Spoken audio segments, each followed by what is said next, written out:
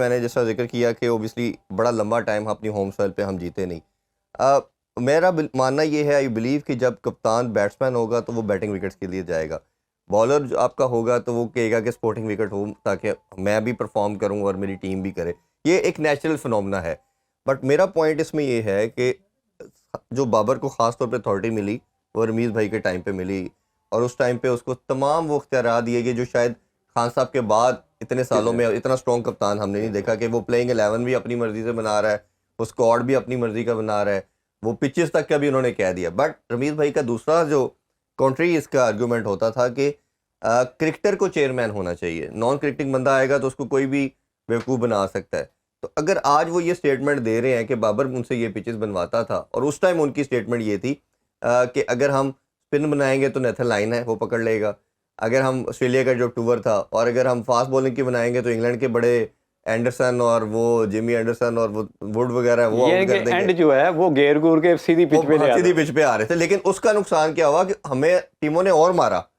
हम किसी अपनी पहचान, जो हमारे पास जो टेम्पलेट था यूई वाला मॉडल कि स्पिन पे पिचेस, उस पर आपका सईद अजमल और यासर शाह और अब्दुर्रहमान आउट करते थे, और उसी ने आपको सक्सेस दी थी।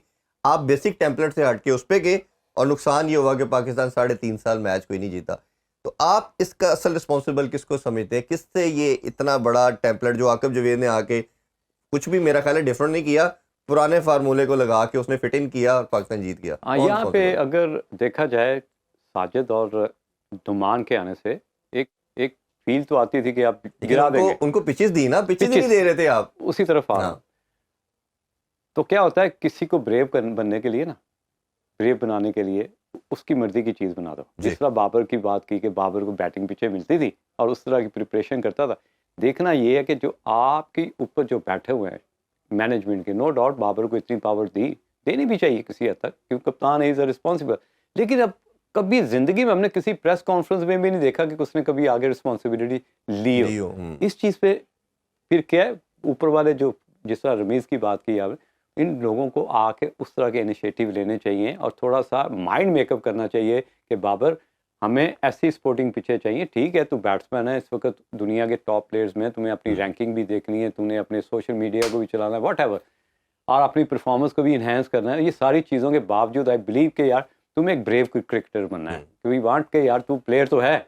और ब्रेव क्रिकेटर कैसे बनते हैं, जैसे विव रिचर्ड है, जैसे इस तरह के प्लेयर, वो कैसे हमने बनाने। हमारी तो बेसिकली सारा फोकस ही उन चीज़ों पे कि हमने ब्रेव प्लेयर्स जो है उनको डेवलप करना है। तो ये चीज़ तो छोटी सी लैक कर रहा है।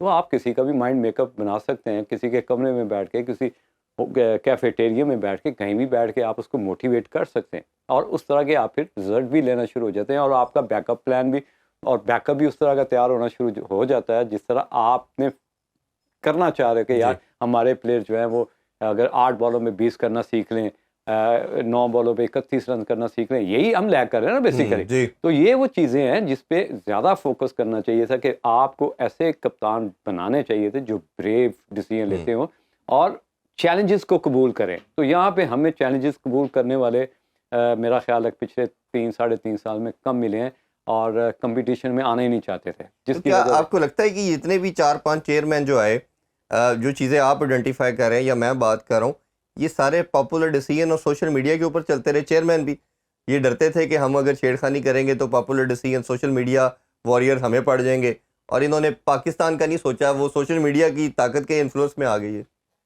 देखिए, एक तो एक डर सडन कैरी करके आते हैं, चाहे आप चेयरमैन आए, और जब आपको पता हो कि आप किस रास्ते से हैं तो वो तो डर आपसे निकलते ही नहीं है, आप कुछ भी कर लें। और दूसरी बात ये है कि एक क्रिकेटर का बड़ा नाम है और उसका नॉलेज नहीं है, तो उसके लिए आप खड़े हो जाते हैं, आप रिस्पेक्ट दें, लेकिन आपने सारे फैसले उसके कहने पे करने हैं क्योंकि आपको पता ही कुछ नहीं है।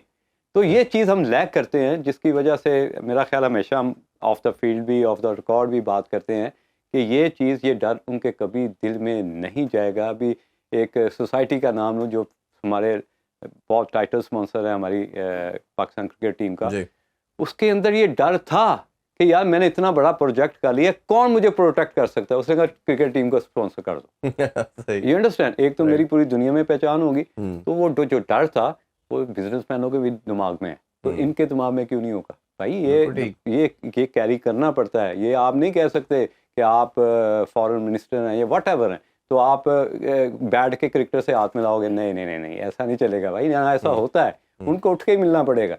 और उसके बाद कोई आपको कोई बेवकूफ़ बना दे, वो फिर आपको पता है आप बेवकूफ़ बन रहे हैं, क्योंकि आपको पता ही कुछ नहीं है। ऐसा ही। अच्छा, ये आज एक बड़ी इंटरेस्टिंग स्टेटमेंट आई रिकी पॉन्टिंग की बाबर आजम के हवाले से। उसने कहा बाबर की जो फॉर्म डिक्लाइन की तरफ जा रही है और ये जो गेन नहीं कर पा रहा, इसका एक ही सलूशन है, मेरा मशवरा ये है कि बाबर कुछ अर्सा क्रिकेट से ऑफ ले, रेस्ट करे और उस सारे टाइम में वो क्रिकेट को ना सोचे, फिर जब आएगा तो ये इम्प्रूव भी होगा और बेहतर भी होगा। आप एज ए कोच और एज ए क्रिकेटर क्या समझते हैं, ये वाइज डिसीजन है या वो खेलने से ही एक आधी इनिंग्स अच्छी मिलेगी और वो उसको कर पाएगा? आपका क्या ओपिनियन है इस वाले से? देखें, बहुत ज़्यादा चीज़ें कैरी कर रहा है। एक तो कैप्टनसी चली गई, दूसरा रैंकिंग में भी नीचे आना शुरू हो गया, तो वो जगह छोड़ना नहीं चाहता। ये बहुत बड़ा, एक बड़ा दिल चाहिए ना कि आप किसी के लिए स्पेस खाली करें। अभी आपने कामरान गुलाम को चांस दिया, उसी नंबर पे 100 कर दिया, ठीक है। एक तो डोमेस्टिक क्रिकेट प्लेयर को एक सीरियस होप मिल गई कि हम करेंगे तो आएंगे, और जिस जगह पे किया वो बाबर की जगह थी। तो ये वो डर होता है जो आपको फोर्स करता है कि यार मुझे खेलना है। लेकिन जो ब्यूटी ऑफ क्रिकेट है ना, उसको थोड़ी देर ऑफ लेना चाहिए। जो मैं भी अंडर 19 के प्लेयर्स या जितने भी हमारे ऐसे प्लेयर्स जिनमें मुझे लगता है ये थोड़े से एग्जॉस्ट हो गए हैं, तो उनको कहते हैं हैव अ ब्रेक। तो ब्रेक बहुत ज़रूरी होता है। इवन के अगर आप सारा साल प्रोग्राम करते हैं तो यू नीड 2-3 वीक्स ब्रेक के, यार एटलीस्ट मेरे पास वो एनर्जी वापस आ जाए, वो फोकस ज़्यादा वापस आ जाए। क्योंकि फोकस और एनर्जी के बगैर अगर आप घुसते रहेंगे तो 30-32 ही करते ये मुझे भी एक हमारे कल्चर में, जैसे भी ऑस्ट्रेलियन की भी हम बात कर रहे थे, इंडिया की भी इवन मिसाल दें, वो किसी भी हल्के टूर पे जाते हैं तो वो अपने मेन टीम को, जैसे जिम्बाब्वे का टूर किया तो पूरी वर्ल्ड कप के बाद नए बच्चों की टीम भेज दी। अभी उन्होंने, एक तो खैर ऑस्ट्रेलियन माइंडसेट ऐसा है कि अग्रेसिव वो गिराते हैं, मेंटली भी आपको गिराते हैं। अभी वो सेकंड मैच हुआ नहीं है, पहला बड़ी मुश्किल से जीते हैं, वो कह रहे जी 5 प्लेयर हम तीसरे मैच में नहीं खिलाएंगे। हम ऑस्ट्रेलिया और जो इंडिया की सीरीज़ आ रही है, टेस्ट मैचेस की सीरीज़, उसके लिए प्लानिंग, उसके लिए काम कर रहे हैं। वो अपने प्लेयर्स को, मेन प्लेयर्स को रेस्ट दे रहे हैं।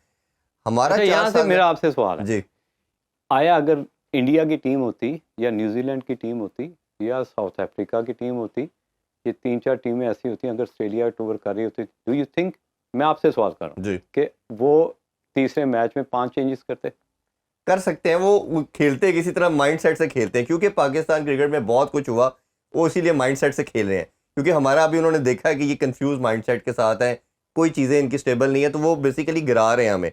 मेरा पॉइंट दूसरा आपसे क्वेश्चन ये था कि ये हमने जो 4 साल का जो स्पैन खास तौर पे ये गुजारा बाबर की कैप्टनसी के अंदर, आप समझते हैं कि ये इंटेलेक्चुअल डिसऑनेस्टी है कि हमने किसी नए बच्चे को आगे नहीं आने दिया?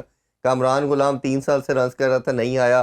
साजिद खान आउट करता था, उसको कह दिया जी तुम्हारा बॉलिंग आर्म ठीक नहीं आता, तुम्हारा नॉन बॉलिंग आर्म तो मूव ही नहीं कर रहा, नुमान को तुम्हारी एज ज़्यादा हो गई है।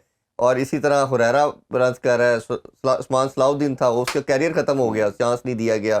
फिर उमैर बिन यूसुफ है, मतलब बड़ी लंबी एक फहरिस्त है। ये बच्चों को चांस नहीं दिया गया। जो दोस्ती ग्रुप का ग्रुप एक बना सर्टन, कि अगर शादाब से नहीं बॉलिंग हो रही तो मुसलसल खिलाई जा रहे हैं, वो बॉलर है तो एज ए बैट्समैन खेल रहा है। ये जो बच्चों को चांस नहीं दिया गया, ये आप समझते हैं कि हमारी क्रिकेट को बहुत ज़्यादा नुकसान पहुंचाया गया? इसका नुकसान सिर्फ पब्लिक को भी हुआ, जो देखने वाले थे, लव ऑफ द गेम, जो क्योंकि सेकंड रिलीजन है हमारे पाकिस्तान में जी।